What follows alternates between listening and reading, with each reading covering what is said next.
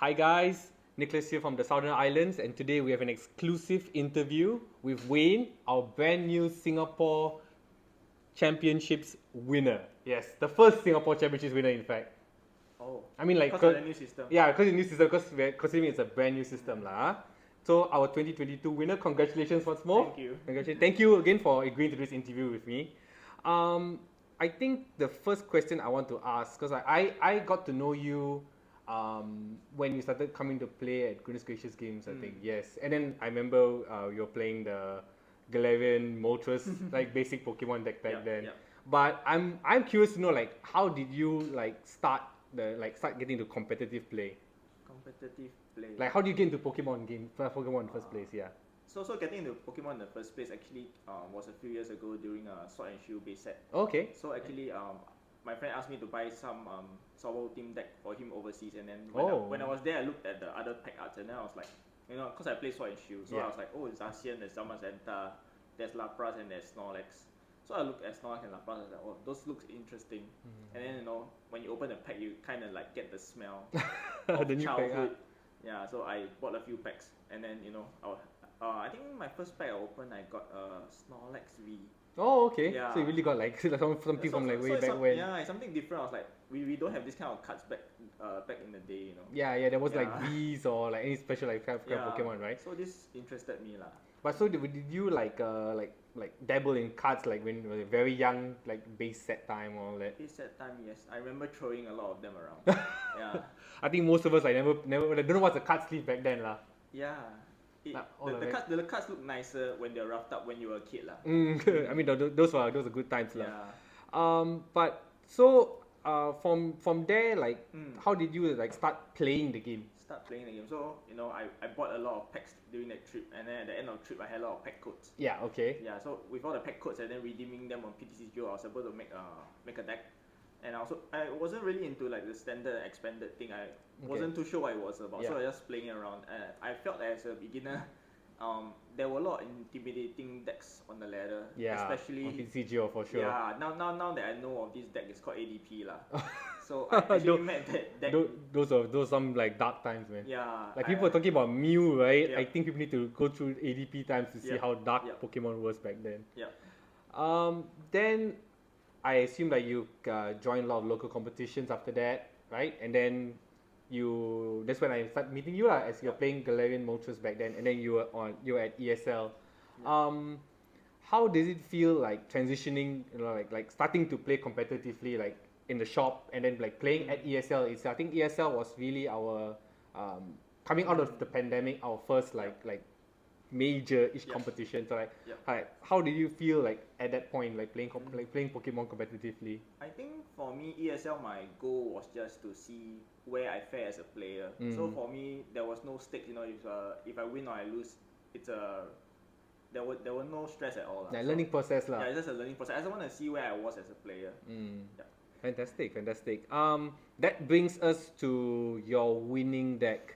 So like talking about ADP back then, you're bringing Arceus again this time, but this is a new Arceus. This is Arceus VSTAR, probably in my opinion like one of the best decks in format lah. Yeah. So could you just give me like a brief overview about Arceus Inteleon that you played, and how did the whole deck come about? So previously I was playing Galarian Moltres and Weezing deck. Yes. With no Arceus. Yes, I still have nightmares from that. Yeah. I still have a lot of nightmares from playing that. Oh my gosh. I think after a few weeks of playing in the local weeklies, the new players started to adapt to counter my deck. And then so I think after that in the Brisbane regionals there was the Peter Lowe's deck. Okay. So he included 2 Arceus V and 2 Arceus VSTAR. So I think that was just to help with the consistency. Yeah. So it was more of a Galarian Moltres deck attacking Arceus. Okay. Yeah, and then I tried that for a bit, and then I found that it was good, but for the Nets, the Singapore Championship that was happening, it was BO1. Yes, correct. So for BO1, you do not want just normal consistency, you want super consistency. Yeah. And Starbirth helps with the consistency a lot.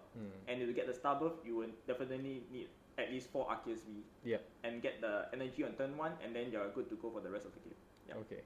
So how did you have any help in like building or creating this deck?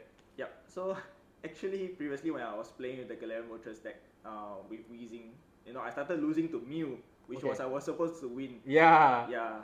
And then like the Mew players kind of shared a bit of like what were they doing to counter my plays. Okay. Yeah. And there was only so much that the deck could do, so I started adding in Arceus. Yep. After that, they started to counter the Arceus plays. Yes. And then so I was kind of into that deck for a little while, and I was kind of committed to it. Alright. But closer to the end of right before the championship, I started losing again. Oh, okay. Yeah, so there were a few key people that I lost to. So I lost to Xavier using Jeremy's deck, which was almost similar to the current deck that I used for the championship. Yep. And I lost to Ishian using a Arceus vanilla Arceus Inteleon that was the vanilla build lah. So I felt that was super consistent. Yeah. Yeah, and it was hard to over consistent that deck to get the win. Yeah. So following week, I decided to give up on focusing on single prizes and to just go all into the Arceus V line. So I had to buy the Arceus Vs and V-Stars right before the championship at last minute price. Yeah. Yeah. I mean, just to join a tournament, right? Yeah, just to join the tournament. So I was experimenting, but I think close to the submission of the deck list, I found that it was about 95% there. Okay. But I was still losing a bit of the games. A few matchups were still shaky lah. So actually, I asked my friend Jeremy for help. Oh, okay. Shout out to Jeremy on the Topical Hour GX podcast. Yeah. Because his list was actually one of the lists that I lost to during the practice. So actually, I asked him what were the different decks that he had that I didn't have. Okay. And I think previously my deck didn't really have 2 counts of puff to the pick. Oh. Yeah, so I increased my counts of puff to the pick so that if my opponent mirror has the advantage over me, I'm just gonna puff. Yeah. And then the moment you get out of the puff, I'm out of the path too. Yes. So it's kind of like just setting a roadblock for him to clear. Yeah. And even better if you could use your V-Star ability first, then drop a path. Yeah, that's also. I mean, if you are going ahead, it's good to path the opponent so that they have no chance to path. they come out from their path. Come out from the path. But I think more importantly is to able to slow them down so that you're able to catch up. Okay. Speaking of your championships run, I think I want to just get to your head a bit. What were some of the decks that you remember facing on your run towards the top 12? I think this was close to the submission of the deck list was when EUIC started the stream. Yeah, correct. So the moment EUIC started the stream, I started to notice a lot of Urshifu decks. Yeah. So I was kind of worried that people might submit last minute Urshifu list for the championship. And I already submitted mine, and mine had no mana fee. So, facing Urshifu would kind of be quite scary, but I have a dance pass which is easily to G-Max Rapid Flow, and then I have to Clara back again. It's very tedious. Yeah. So actually on my stage 1, I met a Urshifu player. Oh, okay. Yeah, but I think from what I heard, he priced 2 of his Urshifu V. Oh wow, okay. Yeah, so he could only bench 1 at a time. So with that, I could easily boss Choice Belt, Zigzagoon, KO. Take care of it. So he was a bit hard to come back for that, especially when it's a BO1. So if it was a BO3, might have ended differently. Yeah, probably. I talking about BO1, BO3. So now at the final stage, top 12, we moved to a BO3 format. Yep. How was your matchups then? How was my matchups then? So moving over from BO1, which I felt a bit lucky because I'm meeting Urshifu and having him price 2. Yeah. So I was like, maybe I'm in the stage 3 of the finals because of luck. And in BO3, it's really more test of skill than luck. Yeah. So I felt that I think my first match was with Walter. Yeah. And he brought a Sandaconda VMAX. Yeah. So I heard. Yes. And I was like, okay, Sandaconda VMAX, let's get over this thing. But then I realized his strategy was not to knock me out. Sandaconda was to spread the damage. And then after that, he comes in with the Jotun VMAX. Yeah. Yeah. So I was like, oh my god, I need to be careful of everything on his board because everything is there for a reason. He has everything planned perfectly. Yeah. But you managed to get over that hurdle. I think I only managed to get over that hurdle because he break quite badly. First he missed the energy attachment. The double turbo. I think this was in yeah. the second game. Yeah, he missed the energy attachment. He tried using a Crobat to get the energy, and then he tried a research. Okay. Wow, that was tough lah. I think that's a lot of cards to look through in your deck and still not find an energy. So I think that is where I felt a bit more lucky lah. Okay, that was your round 1, right? That was my round 1. Then next round you played against. Do you remember? Hey. Next round, I think was it the next round I played against Toshi, who played the Arceus Urshifu deck. Okay. Yeah. So you met Urshifu again. I met Urshifu again, my nemesis. Yeah. So I think I managed to bench Dunsparce, Resource Boss, and then I tried to do the big chump play, just getting it out a bit lah. So I think with that I managed to squeeze through. Okay. Yeah. Then the third match I believe was against Edmund, right? The third match was against Edmund. Mew VMAX. It was basically just Mew doing Mew things lah. Yeah. But somehow with that just using Galarian Moltres as your way to come out of that. I think one of the reasons how I managed to actually we were at 1-1. So one of the reasons that during the third match I managed to get back into the tempo. Was I managed to find a Clara. Okay. I Clara Moltres and 2 energy. Oh, okay. And then that was just left with finding the last energy. So he left the Rose Tower on the board. Right. I had a few cards in hand, so I cleared them, whether discarding or benching another Moltres without energy. Yeah. Benching Arceus V with no thoughts of evolving it. Just to draw I think 2 cards. Yeah. So out of the 2 cards I got my last energy. So you did a Mew thing. Yeah. You did a Mew thing. I borrowed the Mew thing. Yeah. Yeah. And I managed to knock out a Mew, and then after that his resource was quite low, so I was like just kinda stalling the play and then looking at the deck go down and then the resource go down. He was stalling me, I was stalling him, and then it was kind of, but Mew burns through the deck quicker than me, so definitely they will reach the bottom of the deck faster. Yeah. So okay, now you're 3-0. You're going to the finals of your first major tournament.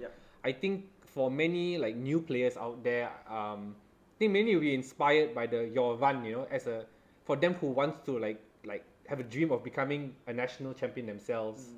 How did you feel getting to that seated down against Suikai, that 3-0? What were your thoughts at that point?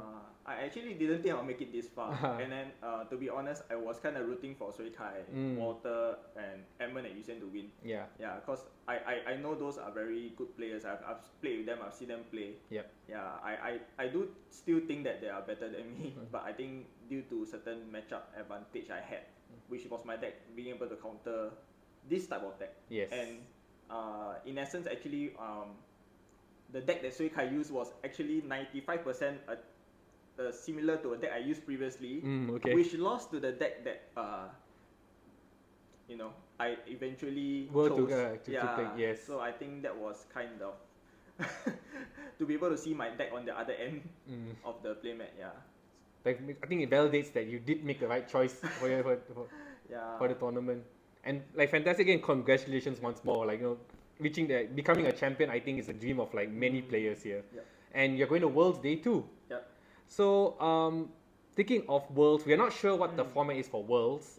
But let's bring it back to reality. Astro Radiance just came out. So in your opinion, what do you think if you were to play this Arceus Inteleon again, what would you make changes for this meta, the Astro Radiance meta? Firstly, I think all the Arceus have to be able to counter Palkia. And I think maybe we should lower the tax on Mew. I think Mew might go down a little bit. I think there will be still counters around, but I think that the main focus now would be on Palkia, because the new set just came out. Yes. Everybody is trying Palkia, I think myself included. So I think there are new techs around. So there is the Jolteon memory capsule.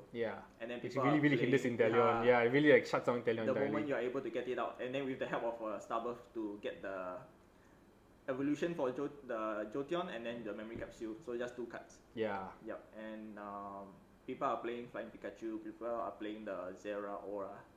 Yeah, so everything they can do to stop Palkia. Yeah. So I think Palkia is the one with a big target now, but we will see in the coming weeks. I guess that's much of the many of the questions I would like to ask you. But before we leave, maybe you could. Is there anyone you want to shout out to? Any thanks?